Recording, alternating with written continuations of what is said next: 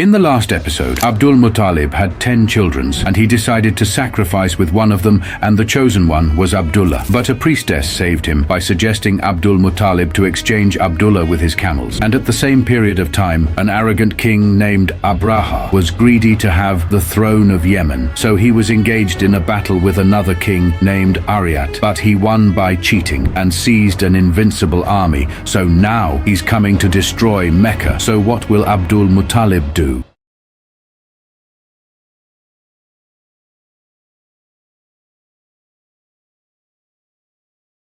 Abraha's arrival was easy because Arabs dispersed and did not get together to fight him, and he was so confident about his win against Arabs, and he knew that Arabs are people of trades and not people of war. Everyone was worried. They wanted to fight and resist him, and they tried to convince Abdul Muttalib to let Quraysh gather all its allies to fight Abraha. But Abdul Muttalib just gave up. He just knew that Abraha was coming with an army that the Arabs cannot confront. His army is composed of 6,000 troops and 9 elephants, and the chances that Arabs will win was approximately 0. But in every nation are brave men, just like Hemiar, who chose to fight Abraha's army. In the middle of the desert, the army of Hemiar met the army of Abraha. From the beginning, everything was clear. Abraha's army was much bigger, but they weren't afraid and just started fighting. And they damaged Abraha's army, but that wasn't enough. And they lost their fight, and he just captured the rest of them. And when Abraha wanted to kill the rest, including their masters, Thonafer, one of the masters, told him that keeping him alive is better for him. So he imprisoned him, and said Neville, the other of the masters, that he is his guide in Arab's land, and he can consider him and his tribe under his command, so he freed him. And so every tribe dispersed to fight Abraha. Each tribe fought for itself. Therefore Abraha defeated him all until he reached Makkah, so he just took 200 camels from Abdul Muttalib. Everyone agrees that he wasn't capable of doing that if he was not conscious of the Arabs' weakness. After Abraha reached Makkah, he sent a messenger to invite Abdul Muttalib for a talk. So Abdul Muttalib agreed, and they both met in Abraha's tent. Abdul Muttalib knew that he's not capable of confronting Abraha, so the first thing he said is that he wants his camels back. Abraha was surprised. He was really surprised. He was like, "What? Bro, what are you talking about, man?" Because he's here to destroy Makkah, and he's talking about camels. So Abdul Muttalib said, "I want my camels because I'm the owner of camels, and the house has its lord who protects it." So he agreed to give him back his camels, and he swore that he would destroy the Kaaba.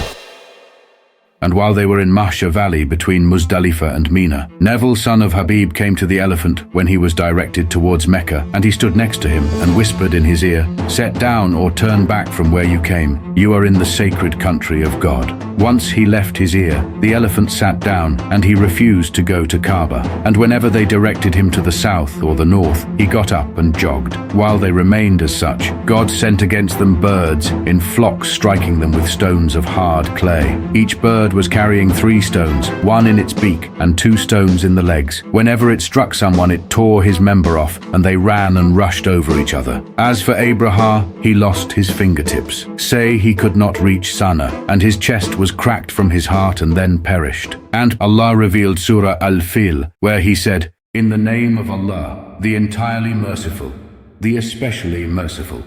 Have you not considered, O Muhammad, how your Lord dealt with the companions of the elephant? Did he not make their plan into misguidance? And he sent against them birds in flocks, striking them with stones of hard clay, and he made them like eaten straw." After 50 or 55 days of elephants incident, the messenger of God, may God bless him, was born. On Monday, on the 12th night of the Rabi al-Awwal, Jews saw a star that indicates the birth of Ahmed, and his grandfather named him Muhammad, so as to be blessed in the earth and in heaven. Amina nursed her son Muhammad for a short time. In those days in Makkah, women wanted their children nursed by those who lived outside of the city. They believed that their children would be healthier if they were raised in the desert. Amina wanted her son to have a good start. Therefore she too desired to have him nursed outside of Makkah. So the messenger of God was offered to every woman. All of them rejected taking him because he was an orphan. They all were seeking rewards from the father for nursing his child. Every woman had a child to nurse except one woman. Her name is Halima. Imagine that Halima and her husband had just an old female camel that wouldn't even give them a drop of milk, and a female donkey. They would stay up all night crying of hunger because her breast milk was little. Even in these situations, she hated to return without a baby to nurse. So she told her husband, "Swear by God, El will return to that orphan and take him," and she took the prophet with her. When she returned, her husband told her that she did the right thing, and God granted her with so many blessings for the right act that she did. First, the milk started flowing out of her breasts plentifully. Muhammad and her son nursed until they were satisfied. Her husband went to their old female camel and found her udders full of milk. So they milked as much as they wanted, and they drank until they were satisfied. And that night they slept with their stomachs full and their thirst quenched. And when Prophet Muhammad turned 1, she went to his mother Amina and told her that she's scared for him from the pandemic in Mecca, so she convinced Amina to let him stay with her for more time. But something unexpected happened. On a normal day, Halima's son went to his parents' tent and told them that 2 persons with white clothes came to his Qurayshi brother and they fissured his chest.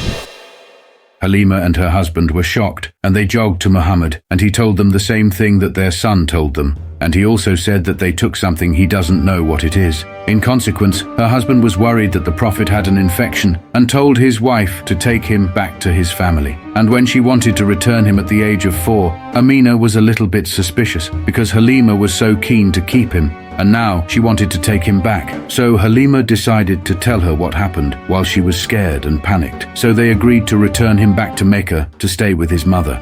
When Muhammad was 6, he had a trip with his mother to visit his uncles from Bani Najjar, but he didn't realize that it would be the last time that he would see his mother.